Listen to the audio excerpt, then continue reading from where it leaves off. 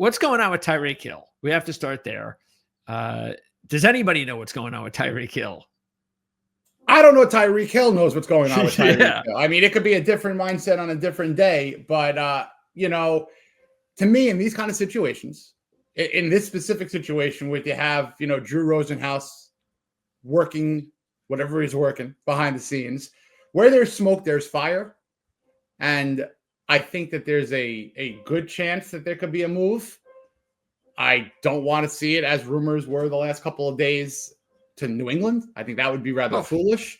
I think that would be ridiculous. Yeah. But if there is a fair compensation and the ability to get rid of that salary, and it's not going to be so horribly detrimental, and you do get some in return, I think that it's a good idea to make the move, knowing that you could insert Jalen Waddle into a new one, because that's what they did draft him on as. Whether he's a top 15 or 20 receiver in the league, he's a number one receiver.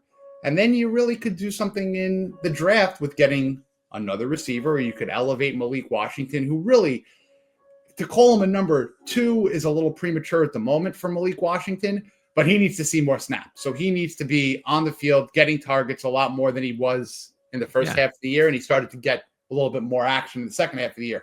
But to me, if it's a perfect world, you got to clean your hands on what is a distraction. And unfortunately, it is Tyreek Hill. I don't think you give him away for a 4th and a 6th in 2 years. I think you try your best to get top 50 picks. And if a team bites, you do it. But I think that going into next year with that distraction again, I think it could be detrimental and a loss before wins and losses are tallied. And with his contract, he's not immovable then. I mean, it's a contract that they might have to lose a little bit, but they can still get away with trading him. It's not impossible. I mean, trading is not impossible, but there is going to create the dead money issue, obviously pre-post June, whether you do it, what you do, but there is going to be money that they're going to have to eat. They're not in a great salary cap situation. They're not. No. So unfortunately, that's what happens when you overextend players that you're already paying, and you're not spreading the contracts out wisely enough with guys that you draft. You're bringing in contracts and trading your picks, and that's the economics of what this Dolphins build was. And unfortunately, it didn't work.